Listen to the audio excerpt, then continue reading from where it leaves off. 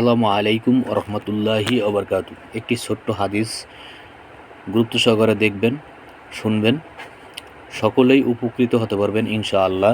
এবং ভিডিওটি শেয়ার করে দিবেন আপনার বন্ধু বান্ধব আত্মীয় স্বজনকে শোনানোর জন্য শেয়ার করে দিবেন। আবু হুরায়রা রাদিয়াল্লাহু তাআলা আনহু হতে বর্ণিত, নবী করিম সাল্লাল্লাহু আলাইহি সাল্লাম বলেন, যে দুনিয়াতে কোনো বান্দার দোষ গোপন রাখে, আল্লাহ তাআলা কিয়ামতের দিন তার দোষ গোপন রাখবেন। হাদিসটি অতীব গুরুত্বপূর্ণ। আমাদের প্রতিনিয়ত এই হাদিসটি মেনে চলা, প্রতিনিয়ত দৈনন্দিন আমাদের জন্য খুবই গুরুত্বপূর্ণ হাদিস। এটা আমাদের মেনে চলা খুবই দরকার।